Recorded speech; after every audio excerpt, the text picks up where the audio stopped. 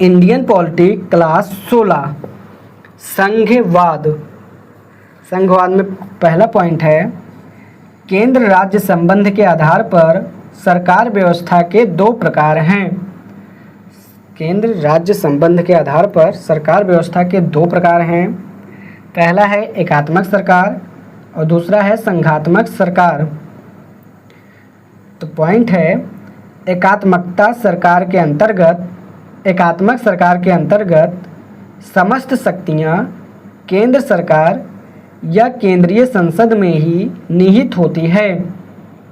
यहाँ केंद्र और राज्य के बीच किसी भी प्रकार से शक्तियों का विभाजन नहीं होता। राज्य सरकारें सिर्फ उन्हीं शक्तियों का प्रयोग करती हैं जो उन्हें केंद्र सरकार या केंद्रीय संसद देती है। इस प्रकार राज्य सरकार केंद्र सरकार के पूर्ण नियंत्रण में कार्य करता है। वह केंद्र सरकार की अधीनस्थ होती है। अगला पॉइंट है, जबकि इसके ठीक विपरीत संघात्मक सरकार में दो स्तरों पर सरकार व्यवस्थाएं होती हैं। दोनों के बीच स्वयं संविधान के माध्यम से शक्तियों का विभाजन किया जाता है। दोनों अपने अपने कार्यक्षेत्र में स्वतंत्र होती हैं। दोनों के बीच किसी भी प्रकार के विवाद का समाधान करने के लिए सर्वोच्च न्यायालय के रूप में एक संघीय न्यायालय होता है, जो दोनों के बीच के विवादों का समाधान करने के लिए उत्तरदायी होती है। अगला पॉइंट है, अंग्रेजी का फेडरलिज्म शब्द ग्रीक भाषा के फोइडस से निकला है, जिसका अर्थ संधि या समझौता होता है। इस प्रकार सामान्यता एक संघ की स्थापना राजनीतिक संधि या समझौते से होती है, परंतु भीमराव अंबेडकर ने संविधान सभा में इसे स्पष्ट करते हुए यह बतलाया कि भारतीय संविधान में कहीं भी फेडरेशन शब्द का प्रयोग नहीं किया गया है। इसका कारण यह है कि भारतीय संघ अन्य संघों की तरह किसी राजनीतिक संधि या समझौते का परिणाम नहीं है। इसलिए संविधान के अनुच्छेद 1 में भारत को राज्यों का फेडरेशन नहीं बल्कि यूनियन कहा गया है। इसके साथ ही बाबा साहेब ने यह भी कहा कि अन्य संघ में राज्य संघ से अलग हो सकते हैं, जबकि भारत ने यूनियन शब्द का प्रयोग इसलिए किया क्योंकि भारत संघ से राज्यों को अलग होने का अधिकार नहीं है। अगला पॉइंट है, इस प्रकार विश्व के विभिन्न देशों में संघ का गठन दो सिद्धांतों के आधार पर किया गया है। पहला है एकीकरण और दूसरा है विभेदीकरण। अगला पॉइंट है, एकीकरण सिद्धांत के अंतर्गत कुछ कमजोर सैनिक व आर्थिक रूप से कमजोर या पिछड़े हुए राज्य आपस में मिलकर एक महासंघ का गठन करते हैं। इन्हें सममित संघ या कमिंग टुगेदर फेडरलिज्म कहा जाता है। इसमें सभी राज्यों का दर्जा व शक्तियां एक समान होती हैं। केंद्रीय विधायिका में इन्हें एक समान प्रतिनिधित्व दिया जाता है। संविधान संशोधन में राज्यों की महत्वपूर्ण भूमिका होती है। यहाँ राज्य प्रादेशिक अखंडता के सिद्धांत पर आधारित होते हैं। इस सिद्धांत के अंतर्गत राज्यों की सहमति के बिना राज्यों के क्षेत्र, नाम व सीमा में कोई एक तरफा परिवर्तन संघ नहीं कर सकता है। अमेरिकी संघ विश्व का सबसे पुराना संघ होने के साथ साथ सममित संघ का उदाहरण है।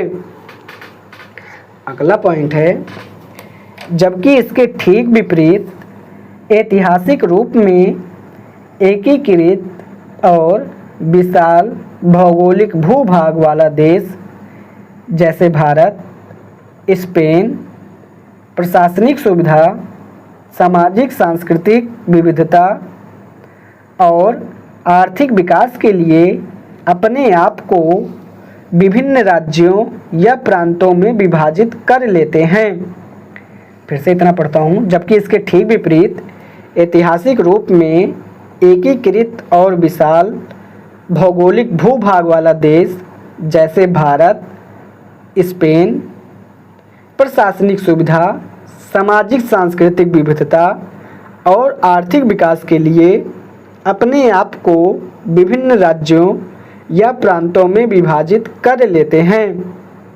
यह विभेदीकरण और विभाजन के सिद्धांत पर आरोपित होता है। इसमें विभिन्न राज्यों की शक्तियाँ एवं दर्जे अलग अलग होते हैं। जैसे भारत में अनुच्छेद 370, 371, 5वीं और 6वीं अनुसूची के अंतर्गत अलग अलग राज्यों की श्रेणियां हैं। राज्यों के साथ साथ कुछ केंद्र प्रशासित क्षेत्र भी होते हैं। केंद्रीय विधायिका में इन्हें अलग अलग या असमान प्रतिनिधित्व दिया जाता है। संविधान संशोधन में राज्यों की भूमिका महत्वपूर्ण नहीं है। अवशिष्ट शक्तियाँ केंद्र में निहित हैं।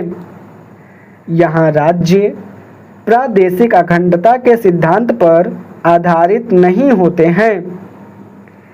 केंद्र एक तरफा अर्थात राज्यों की असहमति के बिना भी राज्यों के क्षेत्र, सीमा व नाम में परिवर्तन कर सकते हैं।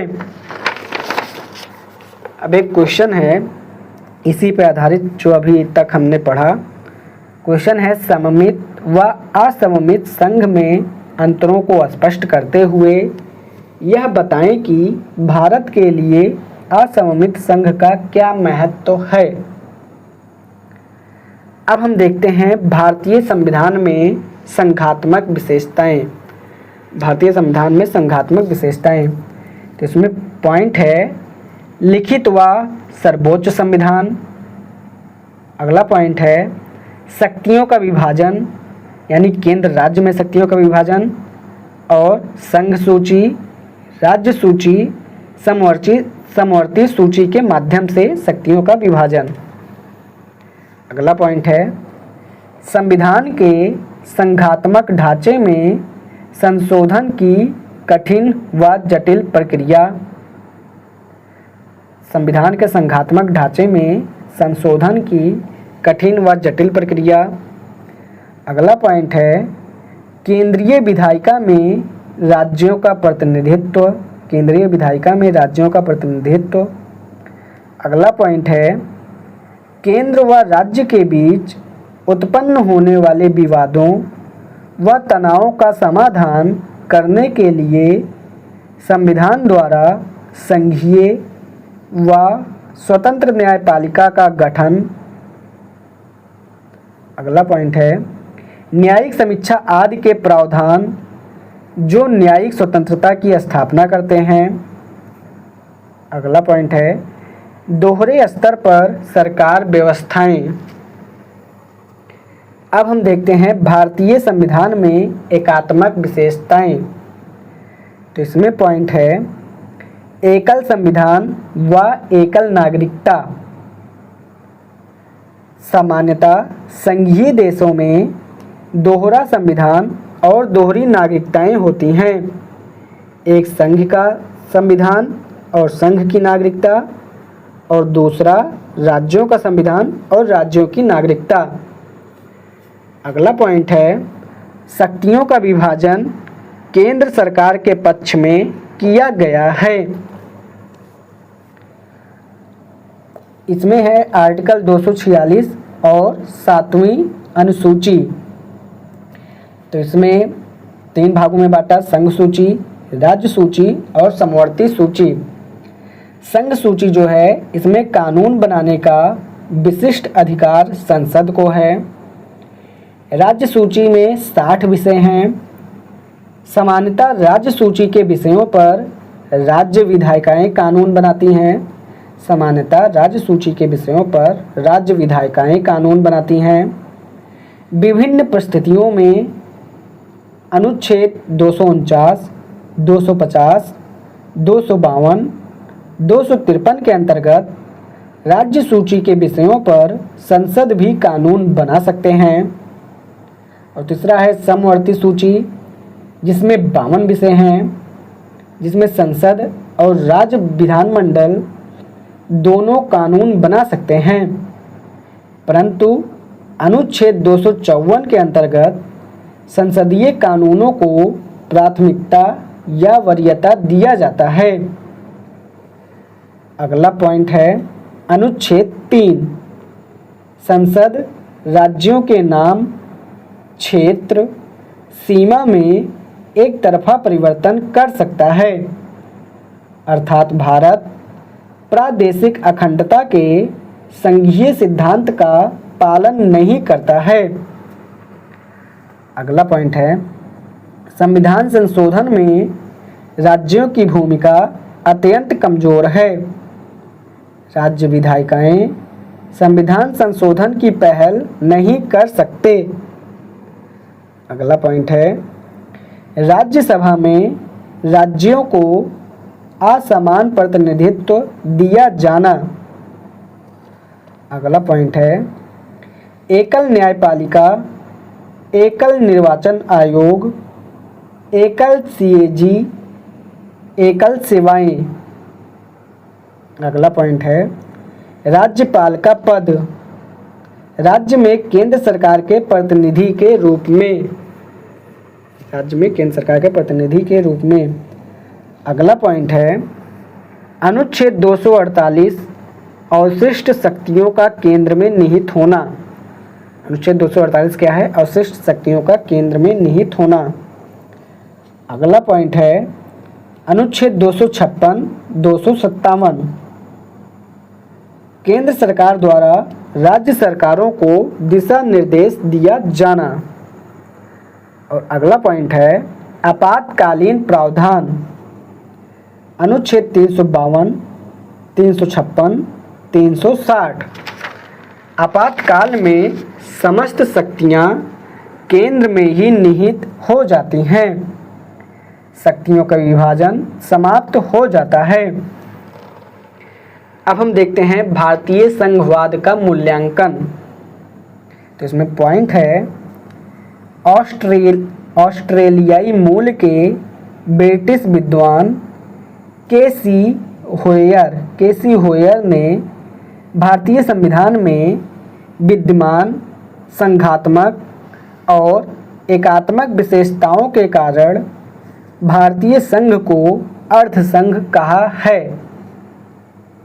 अगला पॉइंट है भारतीय संविधान में एकात्मक सरकार की विशेषताओं की प्रबलता के आधार पर आइवर जेनिंग्स ने कहा है कि भारतीय संघ संरचना में संघात्मक परंतु भावना में एकात्मक है, अर्थात उनके शब्दों में संघीय विशेषताएं कम हैं और एकात्मक विशेषताएं संविधान में कहीं अधिक हैं। अगला पॉइंट है ग्रेनविले ऑस्टिन ने भारतीय संविधान में विद्यमान केंद्र राज्य प्रशासनिक, वित्तीय व विधायी सहयोग के आधार पर भारतीय संघ को सहयोगी या सहकारी संघ की संज्ञा दी है। अगला पॉइंट है, जब भी भारतीय संविधान निर्माता बाबा साहेब भीमराव अंबेडकर के शब्दों में भारतीय संघ आवश्यकताओं और परिस्थितियों के अनुसार संघात्मक और एकात्मक स्वरूप ग्रहण कर सकता है। अगला पॉइंट है, सबसे अंत में अलेक्जेंड्रोविच जैसे विद्वान ने भारतीय संघ की विशेषताओं के आधार पर उसे अद्भुत, अनूठा और विशिष्ट संघ कहा है। उन्होंने लैटिन भाषा के शब्द का प्रयोग करते हुए भारतीय संघ को सुई जनरेस अर्थात स्वतः उद्भूत कहा है।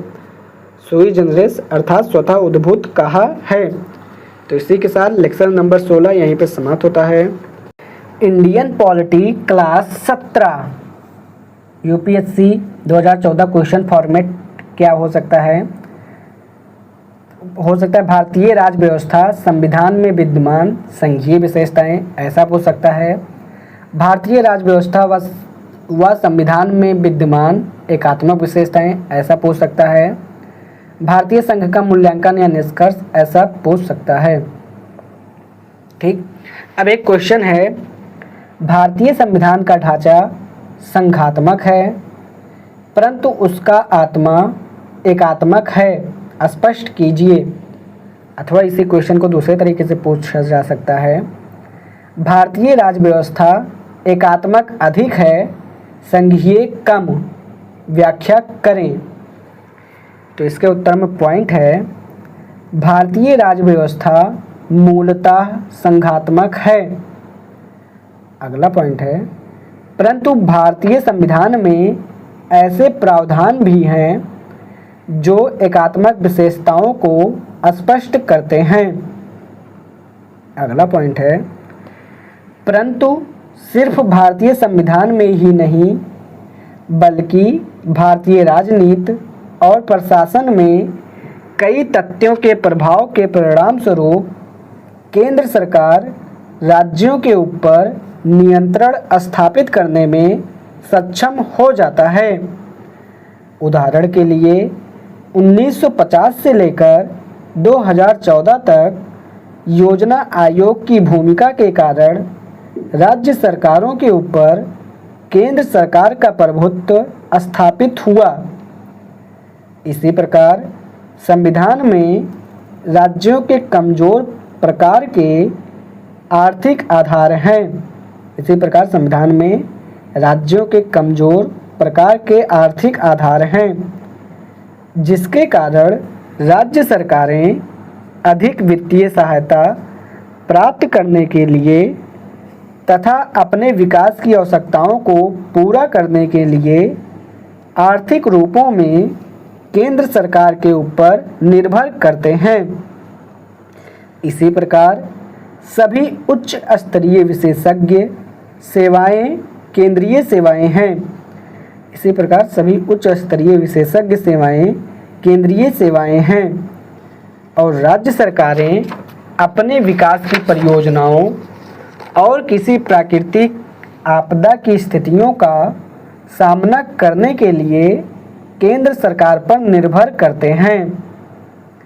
भारत जैसे सामाजिक सांस्कृतिक विविधताओं से संपन्न देश में राजनीतिक प्रशासनिक स्तर पर एकता को स्थापित करना अत्यंत ही चुनौतीपूर्ण है, परंतु संविधान निर्माताओं ने भारतीय संविधान के लेखन में इसका बड़ा ही शानदार समायोजन किया है।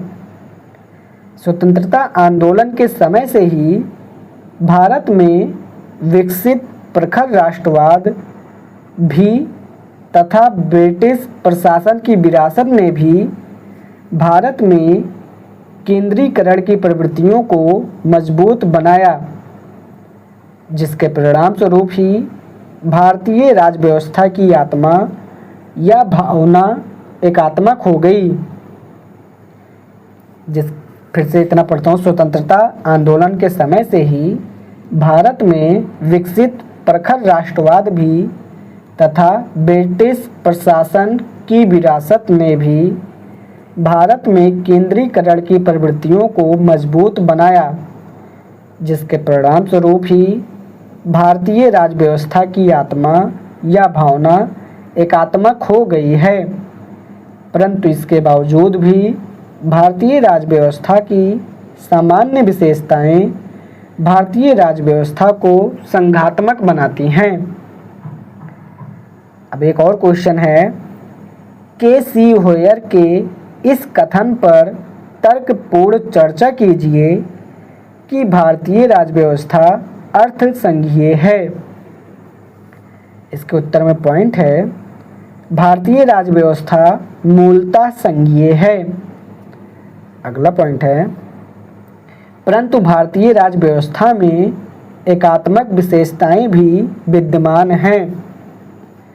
अगला पॉइंट है, इसलिए के.सी. होयर जैसे ब्रिटिश विद्वान इन एकात्मक विशेषताओं के आधार पर ही भारतीय राज व्यवस्था को अर्ध संघीय मानते हैं, परंतु यह एक गलत दृष्टिकोण का परिचायक है।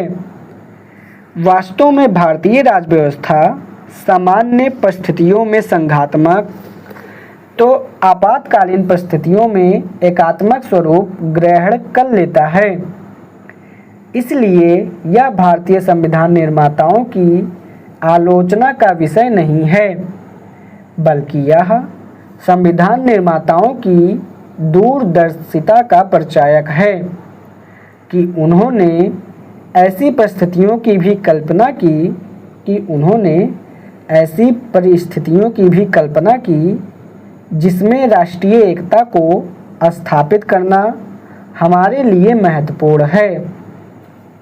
भीमराव अंबेडकर के शब्दों में, यह एक अत्यंत ही लचीली व्यवस्था है जो परिस्थितियों के अनुरूप विशिष्ट स्वरूप को ग्रहण करता है।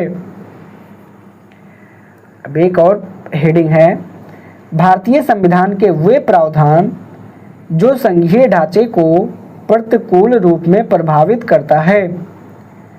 भारतीय संविधान के वे प्रावधान जो संघीय ढांचे को प्रतिकूल रूप में प्रभावित करता है।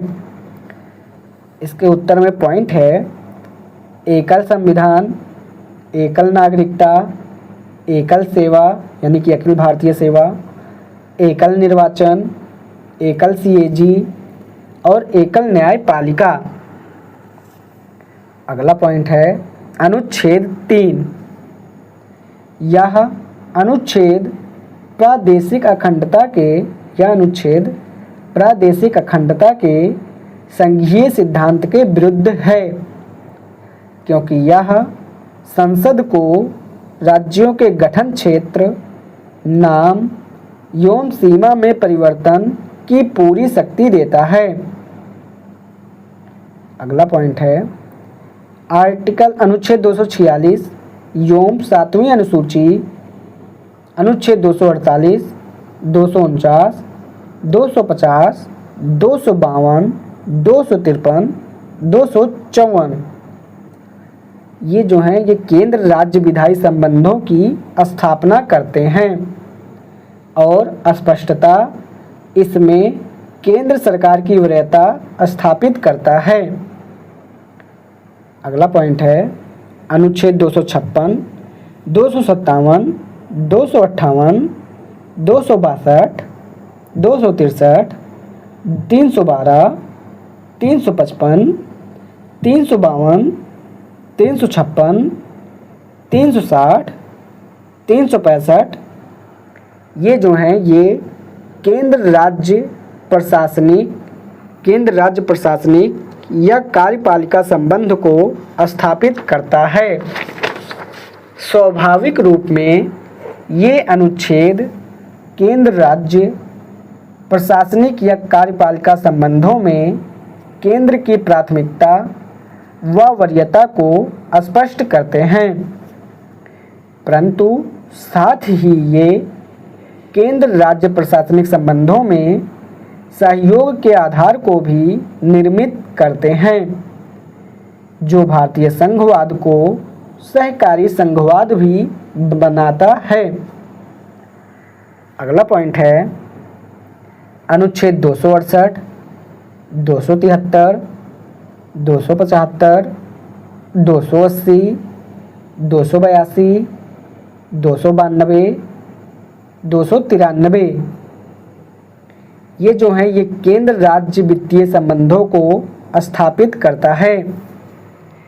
यह सही है कि केंद्र राज्य वित्तीय संबंधों में भी केंद्र सरकार की प्राथमिकता परंपरागत रूप से स्थापित की गई है, परंतु 1991 के आर्थिक सुधारों की अवधि में विशेषकर द्वितीय पीढ़ी के आर्थिक सुधार, राजकोषीय उत्तरदायित्व एवं बजटीय प्रबंधन अधिनियम 2003 यानी कि FRBM एक्ट 2003, नीति आयोग 14वें एवं 15वें वित्त आयोग की सिफारिशें तथा GST काउंसिल अर्थात वस्तु एवं सेवा कर परिषद की स्थापना के माध्यम से केंद्र राज्य वित्तीय संबंधों में सहकारिता एवं विकास के उद्देश्यों को प्राप्त करने के लिए तथा एक नवीन भारत की रचना करने के लिए केंद्र राज्य संबंधों के रचनात्मक सहयोग पर बल दिया जा रहा है। तो इसी के साथ लेक्चर नंबर 17 भारतीय राज्य व्यवस्था का यहीं पे समाप्त होता है। इंडियन पॉलिटी क्लास 18 केंद्र राज्य विधायी संबंध। तो केंद्र राज्य विधायी संबंध में पॉइंट है, केंद्र राज्य विधायी संबंधों का वर्णन संविधान के भाग 11 में अनुच्छेद 245 से 255 के बीच किया गया है। अगला पॉइंट है अनुच्छेद 245 यह कहता है कि भारतीय संसद भारत क्षेत्र में रहने वाले नागरिकों के साथ साथ भारतीय सीमा से बाहर रहने वाले भारत के लोगों के लिए कानून बनाने का पूर्ण अधिकार रखता है, परंतु चूंकि भारतीय संसद ब्रिटिश संसद की भांति संप्रभु व सर्वोच्च नहीं है, इसलिए भारतीय संसद के कानून बनाने की सीमाएं भी हैं। उदाहरण के लिए सामान्यतः राज्य सूची के विषयों पर संसद कानून नहीं बना सकती। केंद्र प्रशासित क्षेत्र तथा 5वीं 6वीं अनुसूची वाले क्षेत्रों में भी संसदीय कानून की सीमाएं हैं। अगला पॉइंट है केंद्र राज्य विधायी संबंधों में केंद्र की प्राथमिकता या वरीयता को स्पष्ट करने वाले प्रावधान। केंद्र राज्य विधायी संबंधों में केंद्र की प्राथमिकता या वरीयता को स्पष्ट करने वाले प्रावधान। इसमें ए पॉइंट है आर्टिकल अनुच्छेद 248 अवशिष्ट शक्तियाँ। अनुच्छेद 248 क्या है? अवशिष्ट शक्तियाँ। यह वैसी शक्तियाँ हैं जिसका वर्णन अनुच्छेद 246 और 7वीं अनुसूची के किसी सूची में नहीं किया गया है। यह अनुच्छेद यह बतलाता है कि अवशिष्ट शक्तियों पर कानून बनाने की शक्ति संसद में निहित है। बी पॉइंट है अनुच्छेद 249 यदि राज्यसभा अपने 2/3 बहुमत से संकल्प पारित कर राज्य सूची के किसी विषय को राष्ट्रीय महत्व का विषय घोषित कर दे तो संसद उस विषय पर कानून बना सकती है। इसकी अवधि 1 वर्ष होती है। संसद प्रस्ताव पारित इसे एक बार 1 वर्ष के लिए बढ़ा सकती है। इस अवधि के समाप्त होने के 6 महीने तक इस कानून का प्रभाव बना रहता है। सी पॉइंट है अनुच्छेद 250। राष्ट्रीय आपात के समय अनुच्छेद 250 के अंतर्गत संसद को राज्य सूची के विषयों पर कानून बनाने का अधिकार प्राप्त हो जाता है। इस प्रकार राष्ट्रीय आपात के समय राज्य सूची के विषय समवर्ती सूची जैसे बन जाते हैं। डी पॉइंट है अनुच्छेद 252। दो या दो से अधिक राज्यों के अनुरोध पर राज्य विधानसभा, राज्य विधानमंडल द्वारा पारित प्रस्ताव के आधार पर राज्य विधानसभा, राज्य विधानमंडल द्वारा पारित प्रस्ताव के आधार पर केंद्रीय संसद राज्य सूची के विषय पर केंद्रीय संसद राज्य सूची के किसी विषय पर कानून बना सकती है। ई पॉइंट है अनुच्छेद 253। अंतर्राष्ट्रीय संधियों के आधार पर केंद्रीय संसद राज्य सूची के किसी विषय पर कानून बना सकती है, परंतु चूंकि भारत सहकारी संघ का भी एक अच्छा उदाहरण है, इसलिए केंद्र राज्य विधायी संबंधों में भी सहयोग या सहकारिता के तथ्यों को देखा जा सकता है। जैसे अनुच्छेद 252 और समवर्ती सूची की अवधारणा केंद्र राज्य विधायी संबंधों में भी सहकारिता के आधारों को निर्मित करता है। अब हम देखते हैं केंद्र राज्य कार्यपालिका या प्रशासनिक संबंध। पॉइंट है इसमें, सामान्यतः संघ सूची के विषयों पर कार्यपालिका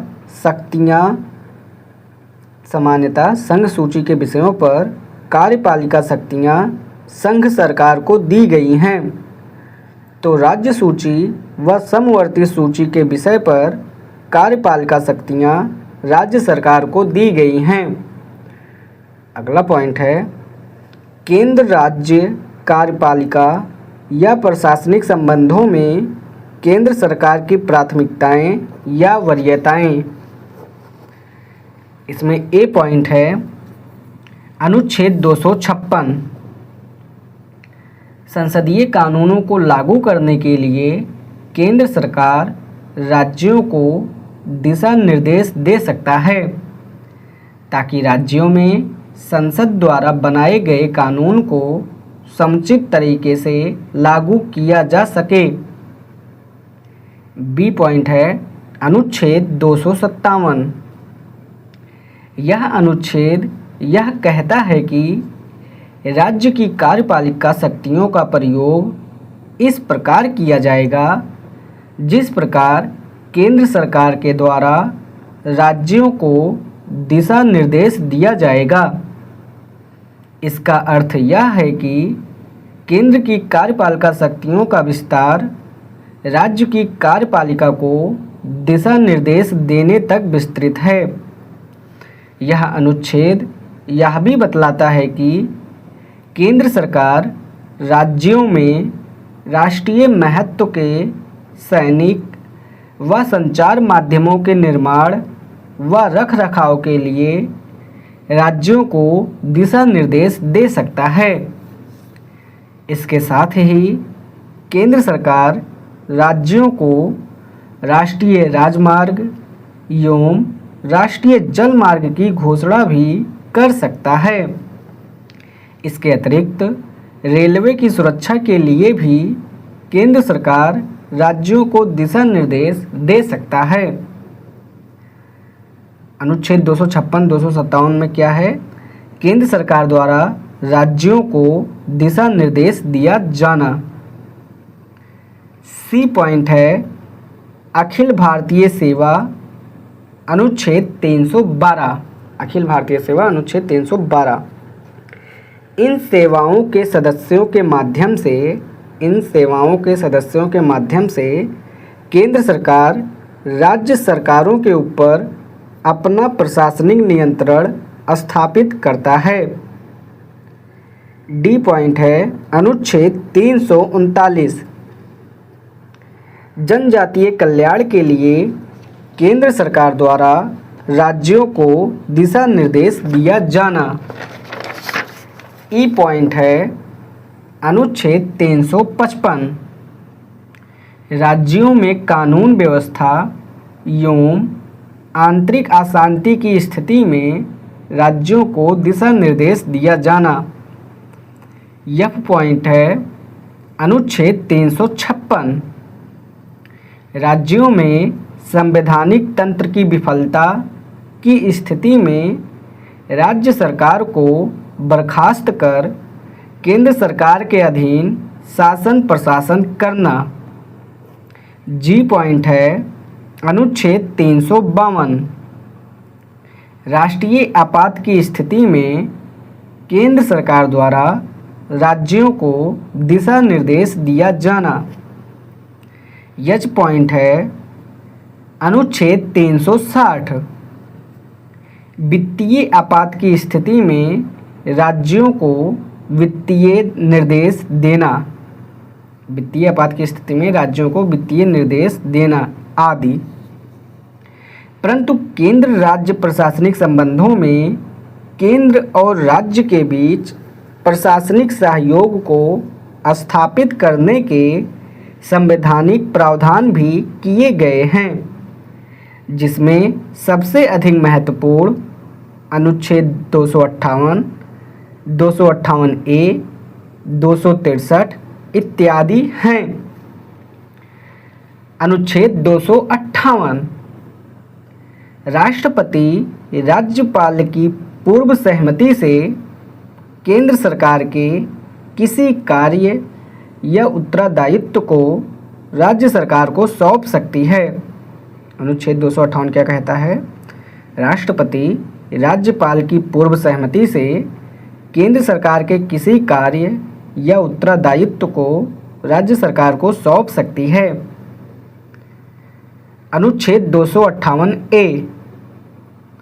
इसी प्रकार राज्यपाल राष्ट्रपति की पूर्व सहमति से राज्य सरकार के किसी कार्य या उत्तरदायित्व को केंद्र सरकार को सौंप सकता है। अनुच्छेद 263। अनुच्छेद 263 ये अंतर्राज्यीय परिषद यानी इंटर स्टेट काउंसिल के बारे में बताता है। अंतर्राज्यीय परिषद अनुच्छेद 263 यह केंद्र राज्य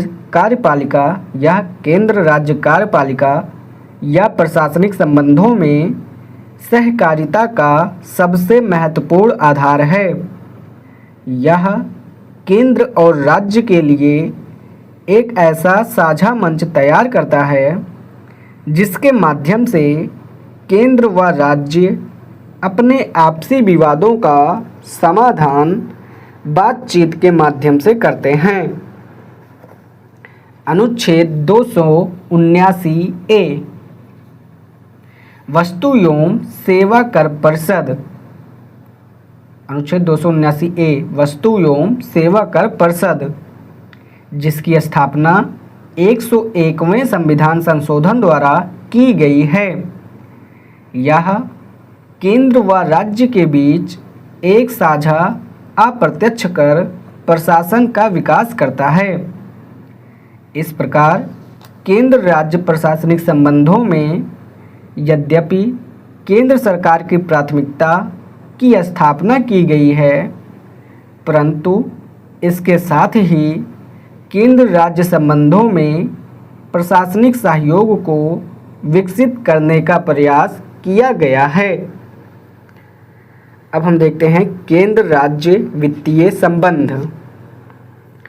केंद्र राज्य वित्तीय संबंधों के अंतर्गत कोई समवर्ती सूची नहीं है। संघ सूची के विषयों पर करारोपण का अधिकार संघ सरकार को है, तो राज्य सूची के विषयों पर करारोपण का अधिकार राज्य सरकार को है। परंतु जितने भी महत्वपूर्ण प्रकार के कर हैं वे केंद्र सरकार के अधीन हैं, जैसे आयकर, निगम कर, संपत्ति कर, उत्तराधिकार कर, उपहार कर, सेवा कर, उत्पाद शुल्क, सीमा शुल्क इत्यादि। जबकि राज्यों के पास सबसे महत्वपूर्ण कर बिक्री कर है। इसमें भी अंतर्राज्यीय बिक्री कर केंद्र सरकार के पास है, जबकि भूमि राजस्व, मनोरंजन एवं पथ कर मामूली प्रकार के कर हैं जो राज्यों के अधीन हैं। परंतु बिक्री कर पर विभिन्न प्रकार के प्रतिबंध लगाए गए हैं। नंबर 1, वस्तुओं के अंतर्राज्यीय आवागमन पर राज्य बिक्री कर नहीं लगा सकते हैं। वस्तुओं के अंतर्राज्यीय आवागमन पर राज्य बिक्री कर नहीं लगा सकते हैं। दूसरा पॉइंट है, आयात निर्यात से संबंधित वस्तुओं पर राज्य बिक्री कर नहीं लगा सकते हैं। आयात निर्यात से संबंधित वस्तुओं पर राज्य बिक्री कर नहीं लगा सकते हैं। तीसरा पॉइंट है, कुछ वस्तुओं को राष्ट्रीय महत्व की वस्तु घोषित की गई है। राज्य इन पर बिक्री कर नहीं लगा सकती है, जैसे चीनी, रेशम, कपास, ऊन और तंबाकू। चौथा पॉइंट है, यदि केंद्र सरकार रेलवे और रेलवे कारखाने के लिए राज्यों से बिजली की खरीद करते हैं तो राज्य उन पर बिक्री कर नहीं लगा सकते।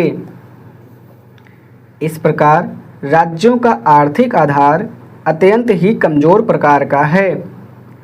इसलिए वे अपने आवश्यकताओं को पूरा करने के लिए तथा अपने सामाजिक आर्थिक विकास के लिए केंद्रीय सहायता पर निर्भर करते हैं।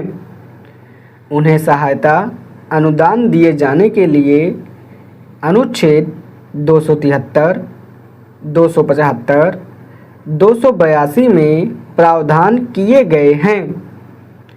अनुच्छेद 273, 275 के अंतर्गत दिया जाने वाला सहायता अनुदान सांविधिक अनुदान कहलाता है, जो संसद प्रत्येक वर्ष अपने संचित निधि से देता है।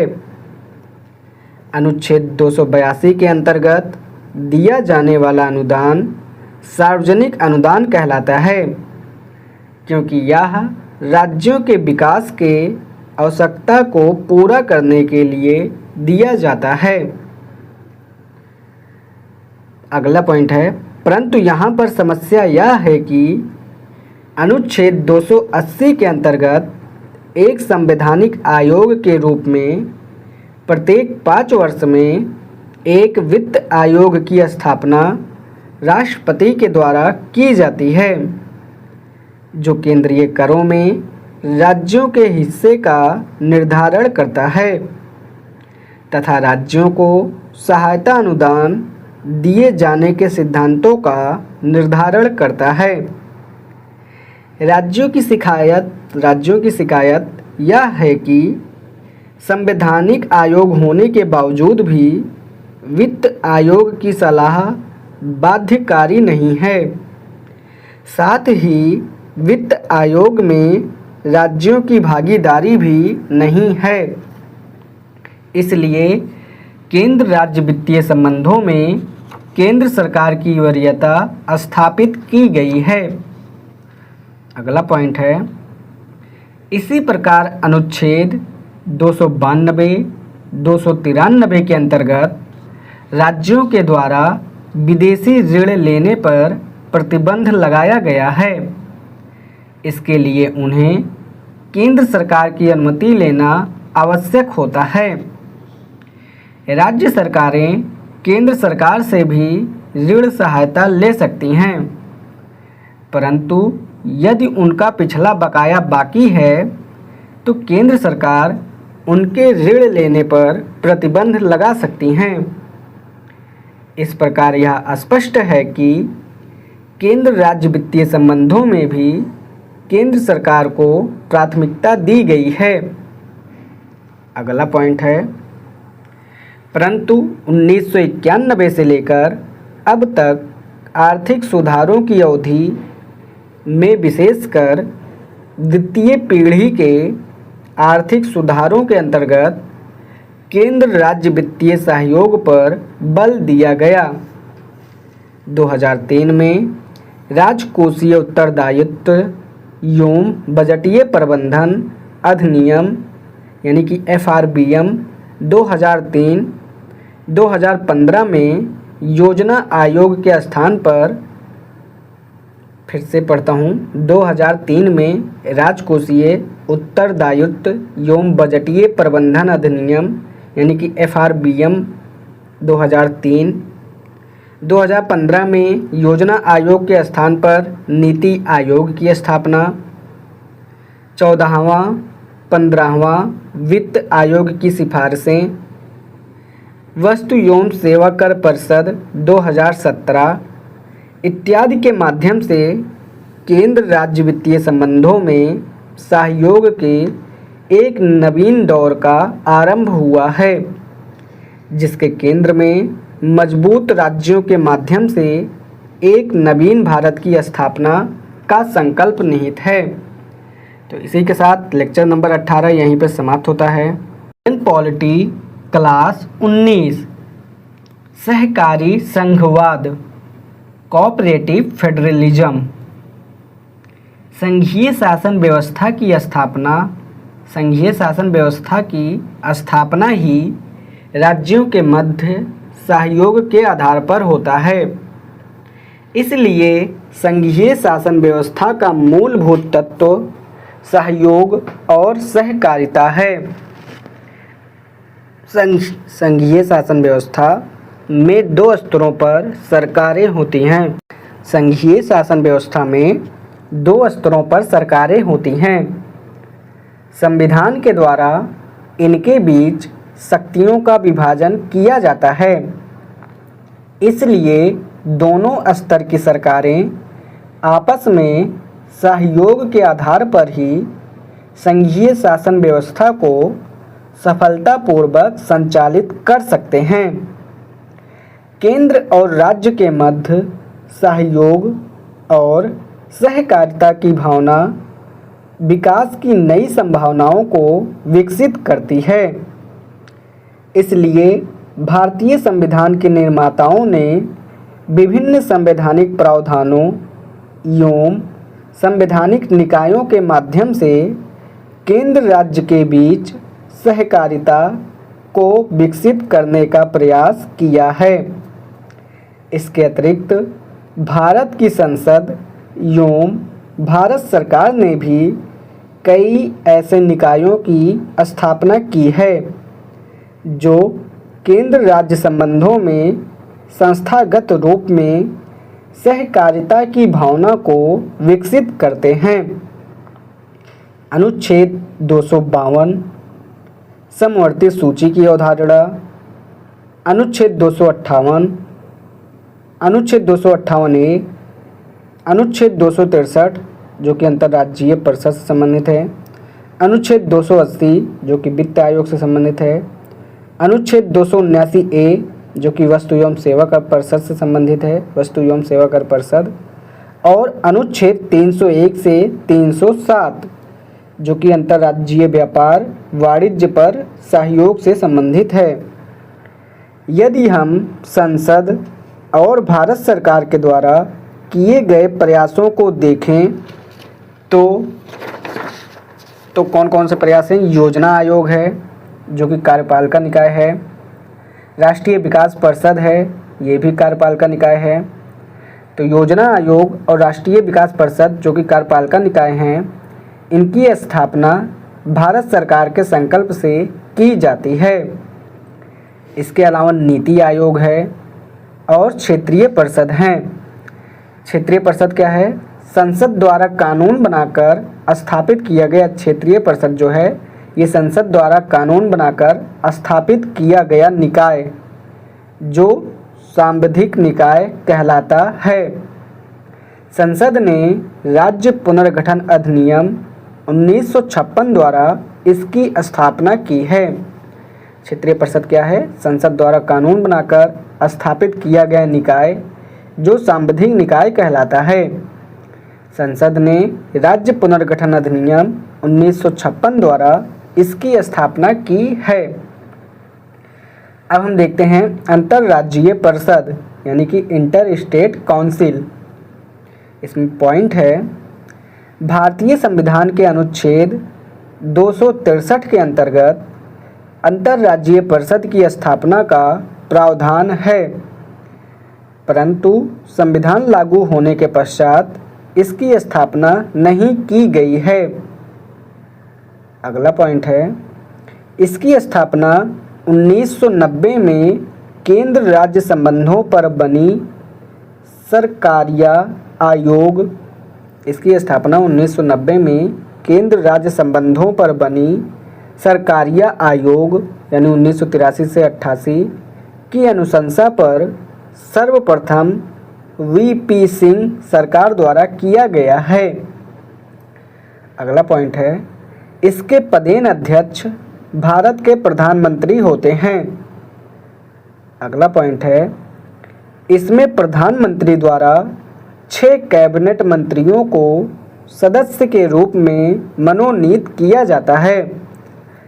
अगला पॉइंट है, इसमें सदस्य के रूप में सभी राज्यों एवं केंद्र प्रशासित क्षेत्रों के मुख्यमंत्री एवं प्रशासक शामिल होते हैं।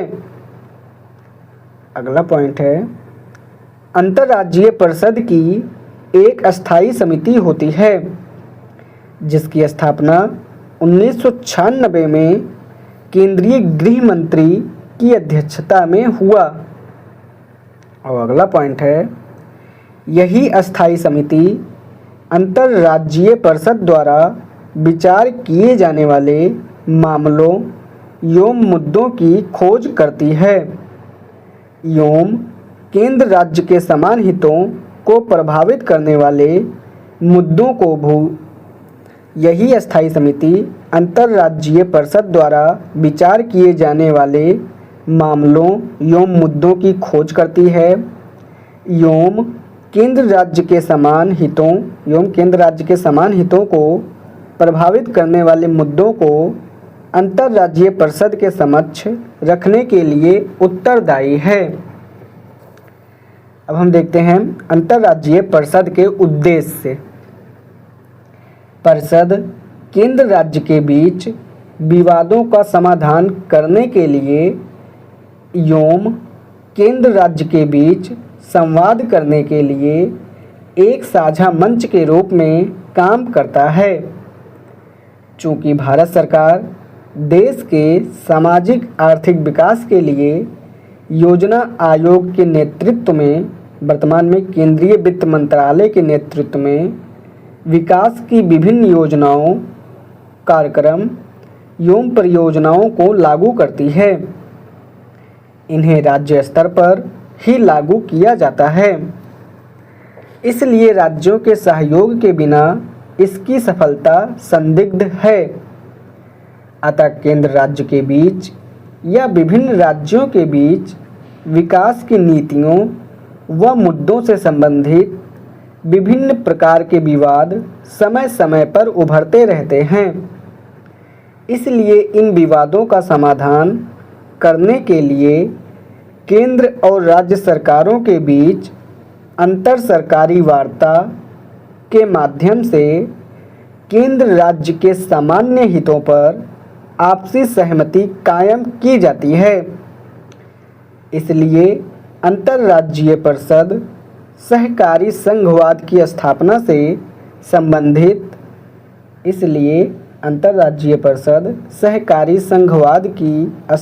से संबंधित मुख्य तंत्र के रूप में भारत में विकसित हुआ है।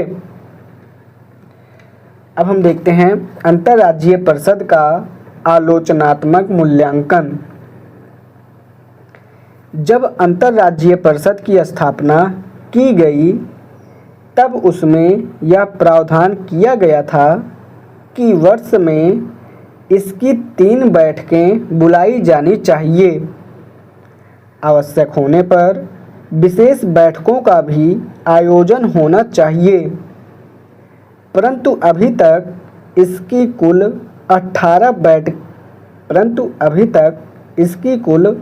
18 बैठकें ही आयोजित हुई हैं। इसलिए केंद्र राज्य संबंधों पर बनी मदन मोहन पंछी आयोग 2007 से 2010 ने यह सुझाव दिया कि वर्ष में कम से कम 3 बैठकों को बुलाया जाना अनिवार्य किया जाना चाहिए। संविधान के अनुच्छेद 263 में केंद्र राज्य एवं विभिन्न राज्यों के बीच विवादों के समाधान के लिए राष्ट्रपति के द्वारा एक अंतर्राज्यीय परिषद के गठन का प्रावधान किया गया था, परंतु 1990 में जब इसकी स्थापना की अधिसूचना जारी हुई तब सिर्फ विकास से संबंधित मुद्दों पर केंद्र राज्य के बीच के विवादों के समाधान का प्रावधान इसमें शामिल किया गया, जबकि वित्त आयोग, योजना आयोग, राष्ट्रीय विकास परिषद और अब नीति आयोग के रूप में हमारे पास कई निकाय हैं जो इन मुद्दों पर बातचीत के लिए पहले से ही उत्तरदायी हैं। अतः अंतर्राज्यीय परिषदों को प्रभावशाली बनाए जाने की दिशा में अभी हमें लंबी यात्रा तय करना बाकी है। इसके अतिरिक्त इसे प्रभावशाली बनाने के लिए इसकी अस्थायी सचिवालय को भी स्थापित किया जाना चाहिए, जिसमें केंद्र और राज्य के अधिकारियों को प्रतिनियुक्त किया जाना चाहिए, जिससे प्रशासनिक स्तर पर भी सहयोग के एक नवीन वातावरण को निर्मित किया जा सके। अब हम देखते हैं वित्त आयोग, अनुच्छेद 280। भारत का राष्ट्रपति प्रत्येक 5 वर्ष पर एक वित्त आयोग की स्थापना करता है, जिसमें एक अध्यक्ष और 4 सदस्य होते हैं। अध्यक्ष, सबसे पहले देखते हैं अध्यक्ष। इसे सार्वजनिक मामलों का जानकार होना चाहिए। अध्यक्ष को सार्वजनिक मामलों का जानकार होना चाहिए। और जो पहला सदस्य है, इसके पास उच्च न्यायालय के न्यायाधीश की योग्यता होनी चाहिए। और जो दूसरा सदस्य है, वो अर्थशास्त्र का विशेषज्ञ होना चाहिए। और जो तीसरा सदस्य है, वो वित्त और लेखा का विशेषज्ञ होना चाहिए। और जो चौथा सदस्य है, वो वित्तीय प्रशासन का अनुभव होना चाहिए। अब हम देखते हैं वित्त आयोग के कार्य।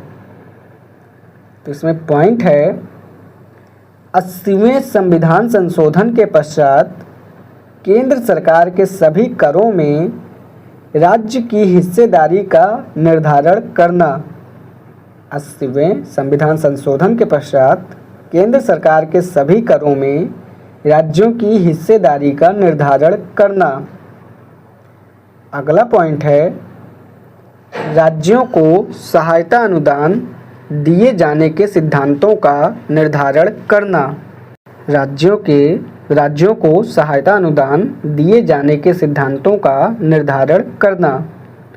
और अगला पॉइंट है 73वें 74वें संविधान संशोधन के पश्चात पंचायतों एवं नगर पालिकाओं के वित्तीय सुदृढ़ीकरण की अनुशंसा या सिफारिश करना। और अगला पॉइंट है, राष्ट्रपति द्वारा संदर्भित कोई अन्य विषय पर सुझाव देना। इस प्रकार वित्त आयोग केंद्र राज्य संबंधों में वित्तीय सहयोग एवं सहकारी संघवाद या राजकोषीय संघवाद को स्थापित करने में महत्वपूर्ण भूमिका निभाती है। अब हम देखते हैं आलोचनात्मक मूल्यांकन। वित्त आयोग की स्थापना राष्ट्रपति द्वारा केंद्र सरकार के प्रवचन पर किया जाता है। इसके अध्यक्ष व सदस्य की नियुक्ति भी राष्ट्रपति द्वारा केंद्र सरकार के परामर्श पर किया जाता है।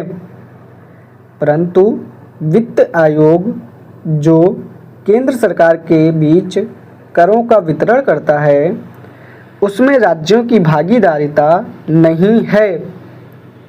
यद्यपि वित्त आयोग राज्यों के पक्ष व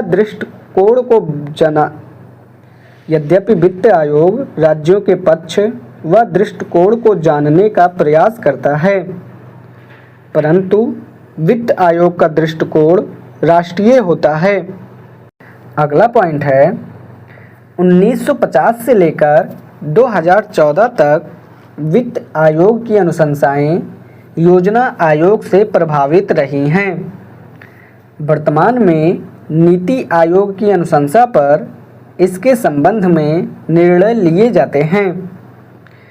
उपर्युक्त दोनों आयोग गैर संवैधानिक निकाय हैं, जो संवैधानिक निकाय के कार्यकरण को प्रभावित कर रहा है। इसके अतिरिक्त वित्त आयोग की सिफारिशें सलाहकारी प्रकृति की हैं, न कि बाध्यकारी हैं। इसका अर्थ यह है कि भारत सरकार इसकी सलाह को मानने के लिए बाध्य नहीं है। इस आधार पर भी वित्त आयोग की आलोचना की जाती है। अब हम देखते हैं वस्तु एवं सेवा कर परिषद अनुच्छेद 279 ए। वस्तु एवं सेवा कर परिषद अनुच्छेद 279 ए। इसमें पॉइंट है 101वें संविधान संशोधन द्वारा स्थापित। अगला पॉइंट है 2017 में केंद्र एवं राज्य स्तरों पर अप्रत्यक्ष करों के साझा कर प्रशासन का विकास करने के लिए और इस संबंध में सर्वोच्च निर्णय लेने के लिए वस्तु एवं सेवा कर परिषद का गठन किया गया है। अगला पॉइंट है संरचना। इसमें अध्यक्ष होते हैं। अध्यक्ष जो है वो केंद्रीय वित्त मंत्री होता है, यानी कैबिनेट मंत्री होता है। और इसमें जो सदस्य हैं वो केंद्रीय राज्य मंत्री सदस्य होते हैं। इसके सदस्य केंद्रीय राज्य मंत्री होते हैं और सभी राज्यों एवं केंद्र शासित क्षेत्रों के मुख्यमंत्री या वित्त मंत्री होते हैं। इसकी संरचना में अध्यक्ष जो हैं वो केंद्रीय वित्त मंत्री या कैबिनेट मंत्री होते हैं। सदस्य में केंद्रीय राज्य वित्त मंत्री और सभी राज्यों एवं केंद्र प्रशासित क्षेत्रों के मुख्यमंत्री या वित्त मंत्री होते हैं। अगला पॉइंट है निर्णय लेने का तरीका। तो इसमें जो निर्णय है वो भारांश या इसमें निर्णय लेने का जो तरीका है वो भारांश या मतभार के आधार पर होता है। भारांश या मतभार के आधार पर होता है, जिसमें केंद्र का भारांश या मतभार 33% है। यह परिषद कोई भी निर्णय मतभार या भारांश के आधार पर लेता है, जिसमें केंद्र के मत का भार 33% है और राज्य का मतभार 67% है। परिषद को कोई भी निर्णय लेने के लिए कम से कम 75% मत प्राप्त करना आवश्यक होता है, अर्थात कोई भी निर्णय 3/4 बहुमत से लिया जाता है। इसलिए किसी निर्णय के लिए केंद्र और राज्य में सहयोग आवश्यक है। अतः यह कहा जा सकता है कि वस्तु एवं सेवा कर परिषद सहकारी संघवाद के एक नए अध्याय की शुरुआत है। अब हम देखते हैं क्षेत्रीय परिषदें, जोनल काउंसिल्स। 1956 में राज्य पुनर्गठन अधिनियम 1956 के द्वारा 5 क्षेत्रीय परिषदों का गठन किया गया था। 1972 में उत्तर पूर्वी 1972 में उत्तर पूर्व क्षेत्रीय परिषद का गठन किया गया। इसलिए वर्तमान में कुल 6 क्षेत्रीय परिषदें काम कर रही हैं। अगला पॉइंट है, चूंकि इसकी स्थापना संसद के अधिनियम द्वारा की गई है, इसलिए यह सांविधिक निकाय है। अगला पॉइंट है, सभी क्षेत्रीय परिषदों के अध्यक्ष केंद्रीय गृह मंत्री होते हैं। अगला पॉइंट है, सदस्यों में परिषद में शामिल राज्यों एवं केंद्र प्रशासित क्षेत्रों के मुख्यमंत्री या प्रशासक शामिल होते हैं। साथ ही मुख्यमंत्री, मुख्य सचिव या सचिव रैंक के किसी अधिकारी को सदस्य के रूप में नामित करते हैं। फिर से ये पॉइंट पढ़ूंगा।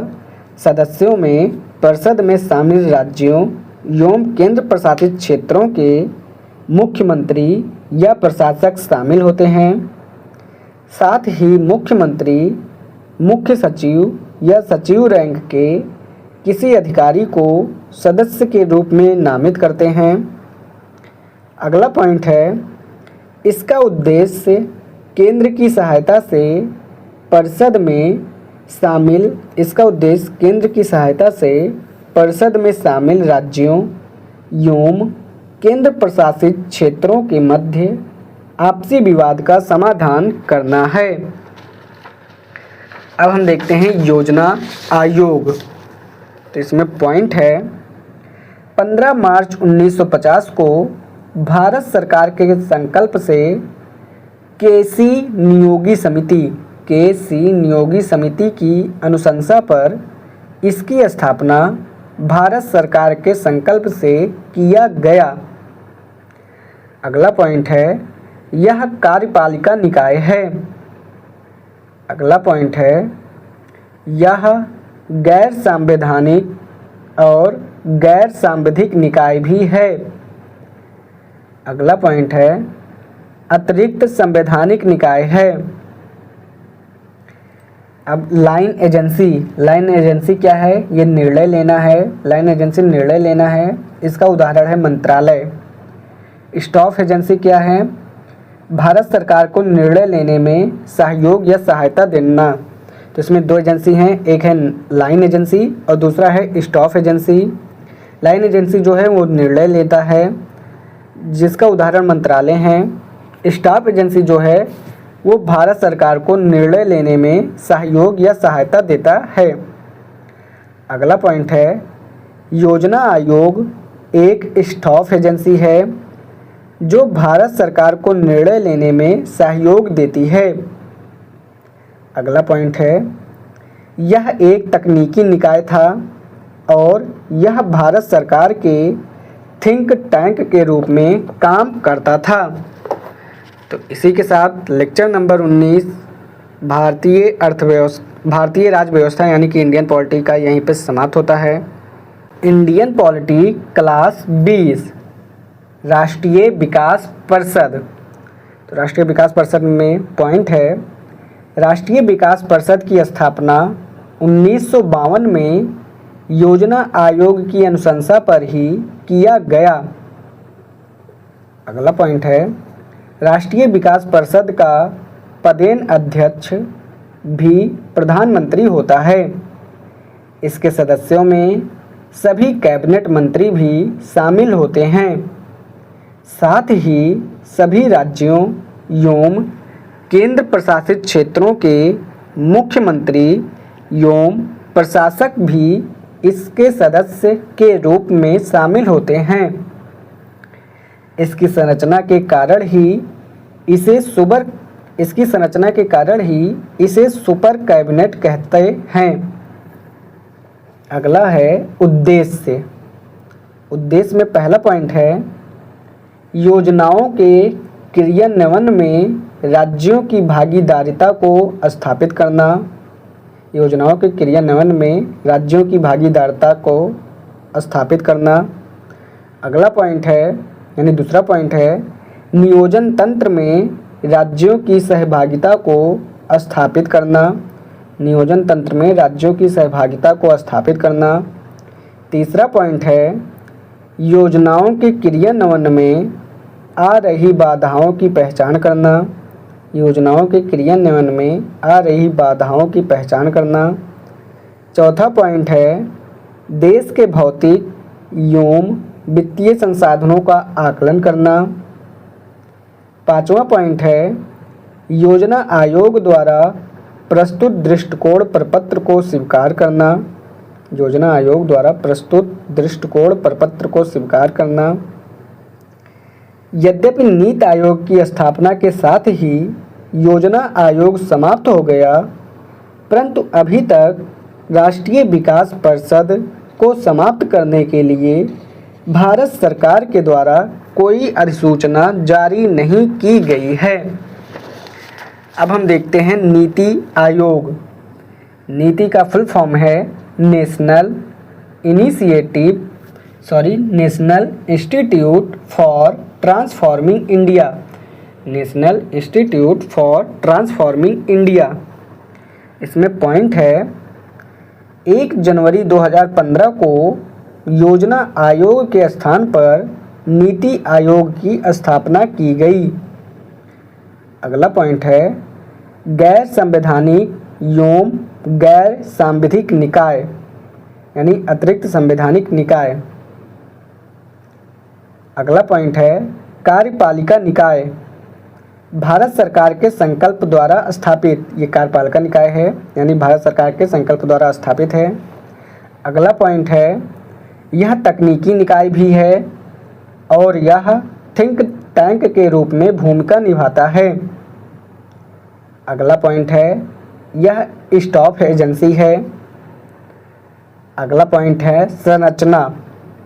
संरचना में इसके पदेन अध्यक्ष प्रधानमंत्री होते हैं। पदेन अध्यक्ष के अलावा यह पदेन अध्यक्ष 2 भागों में है। यह बोल सकते हैं पदेन अध्यक्ष 2 भागों में है। एक है शासकीय निकाय या परिषद और दूसरा है क्षेत्रीय परिषद। तो शासकीय निकाय या परिषद जो है इसमें सभी राज्यों एवं केंद्र प्रशासित क्षेत्रों के मुख्यमंत्री एवं प्रशासक शामिल होते हैं। सभी राज्यों एवं केंद्र प्रशासित क्षेत्रों के मुख्यमंत्री एवं प्रशासक शामिल होते हैं।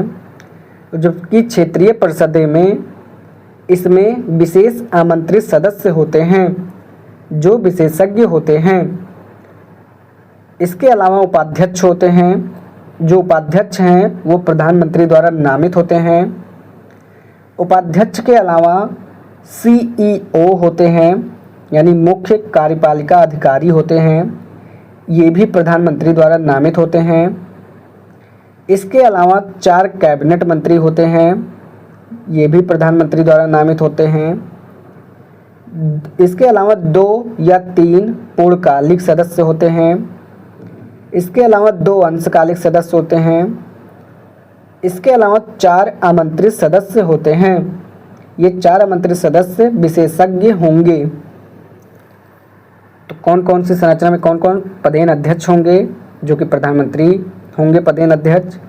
फिर पदेन अध्यक्ष दो भाग में हैं, एक शासकीय निकाय या परिषद और दूसरा क्षेत्रीय परिषद। शासकीय निकाय या परिषद में सभी राज्यों एवं केंद्र प्रशासित क्षेत्रों के मुख्यमंत्री एवं प्रशासक होंगे। क्षेत्रीय परिषद में विशेष आमंत्रित सदस्य होते हैं जो विशेषज्ञ होते हैं।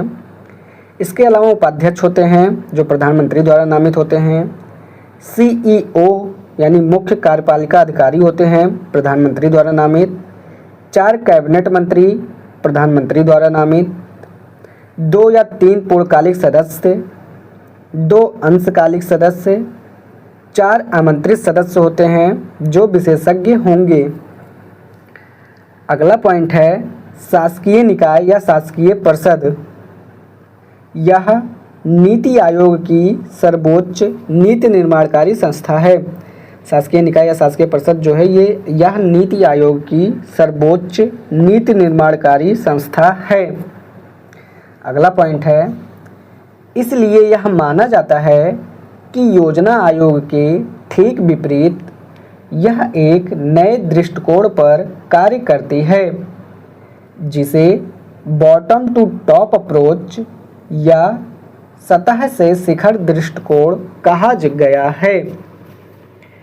ठीक, जैसे पंचायत और नगर पालिका हैं, उनसे ऊपर 243 ZE जिसमें MPC के बारे में है, और 243 ZD जिसमें DPC के बारे में है। ये दोनों योजनाओं को लागू करता है। उसके बाद अगले राज्य स्तर पर योजनाओं को एकीकृत किया जाता है। उसके ऊपर नीति आयोग है, जो नीति या रणनीति यानी 20 वर्षीय रणनीति तैयार करता है। अगला पॉइंट है उद्देश्य, नीति आयोग के उद्देश्य। इसमें पहला पॉइंट है, नीति आयोग का मूलभूत उद्देश्य सहकारी संघवाद की अवधारणा पर भारत के विकास के लिए एक राष्ट्रीय एजेंडा बनाना है। अगला पॉइंट है यानी दूसरा पॉइंट है, इसका उद्देश्य केंद्र और राज्य के बीच एक टीम भावना का विकास करना है। साथ ही नीति आयोग विकास संबंधी मुद्दों पर केंद्र और राज्य के बीच विवाद के विभिन्न मुद्दों के समाधान का राष्ट्रीय मंच भी है। इस प्रकार यह अंतर्राज्यीय परिषद के कार्यों एवं उद्देश्यों में हस्तक्षेप भी है। तीसरा पॉइंट है, नीति आयोग का उद्देश्य केंद्र व राज्य सरकार की दक्षता को बढ़ाना है। इसके लिए यह केंद्र व राज्य सरकार को तकनीकी सहयोग प्रदान करता है ताकि शासन में ज्ञान, नवाचार और उद्यमशीलता को बढ़ावा दिया जा सके। चौथा पॉइंट है, नीति आयोग प्रशासनिक अधिकारियों, शिक्षण संस्थानों, शोध संस्थानों, तकनीकी संस्थानों और अंतर्राष्ट्रीय संस्थानों के बीच प्रभावी समन्वय के माध्यम से भारत को बहुआयामी विकास की ओर अग्रसर करता है। अब हम देखते हैं राष्ट्रीय एकता परिषद यानी कि NIC, नेशनल इंटीग्रेशन काउंसिल। इसमें पॉइंट है, इसका विचार 1961 में भारत के प्रथम प्रधानमंत्री पंडित जवाहरलाल नेहरू द्वारा दिया गया। अगला पॉइंट है, इसकी पहली बैठक 1962 में हुई। अगला पॉइंट है, इसका मूल उद्देश्य देश को विभाजित करने वाली विशिष्ट सांप्रदायिक, जाति, क्षेत्रवादी और भाषाई समस्याओं के समाधान की खोज करना है। अगला पॉइंट है, इसकी स्थापना भारत सरकार के संकल्प से हुई है, इसलिए यह कार्यपालिका निकाय है। इसके पदेन अध्यक्ष प्रधानमंत्री, सदस्य देश के कैबिनेट मंत्री एवं सभी राज्यों एवं केंद्र प्रशासित क्षेत्रों के मुख्यमंत्री, प्रशासक तथा राष्ट्रीय व क्षेत्रीय दलों के वरिष्ठ नेता, मानवाधिकार आयोग, महिला आयोग, अल्पसंख्यक आयोग, अनुसूचित जाति जनजाति आयोग के अध्यक्ष एवं मीडिया, व्यावसायिक घराने एवं श्रमिकों एवं महिलाओं के प्रतिनिधि इसमें शामिल होते हैं। अगला पॉइंट है, यह भी देश की राजनीतिक व्यवस्था में सहकारी संघवाद की भावना को मजबूत करता है।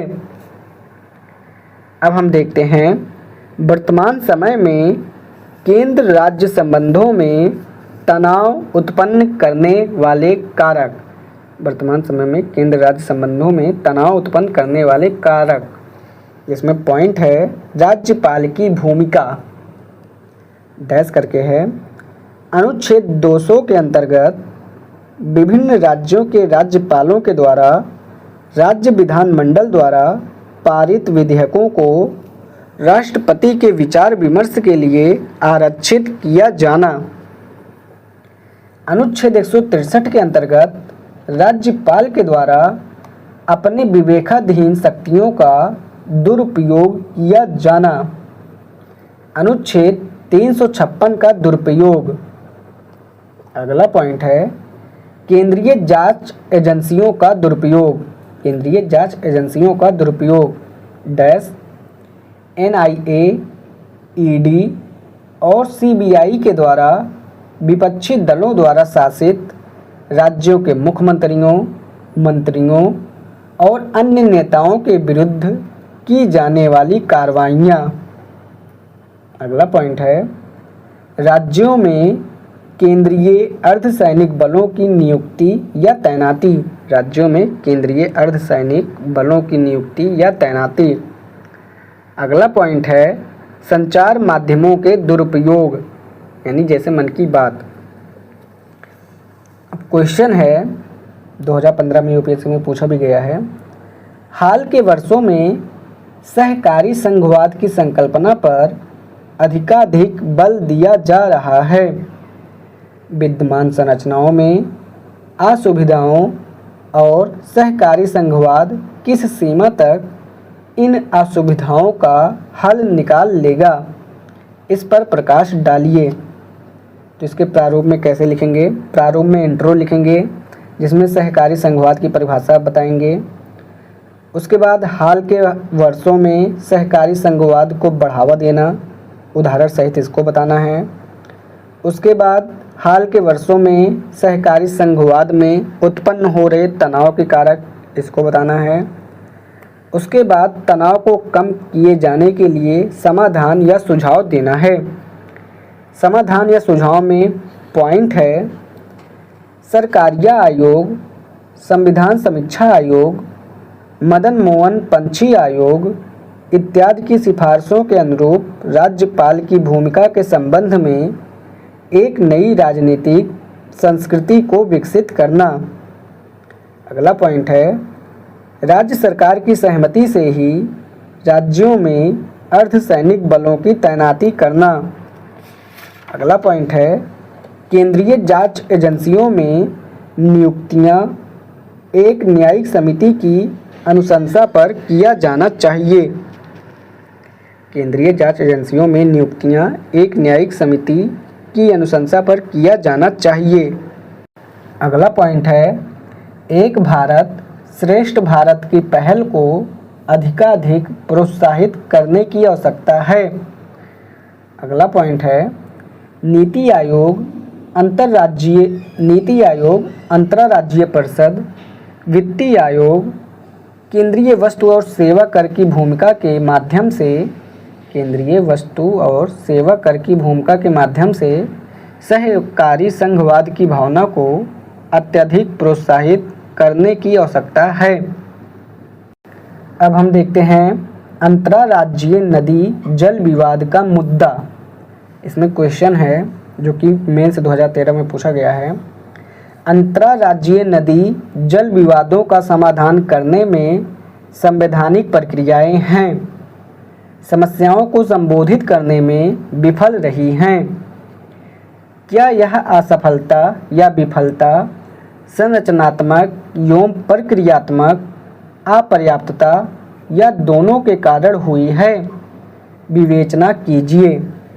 तो इसी के साथ लेक्चर नंबर 20 यहीं पर समाप्त होता है।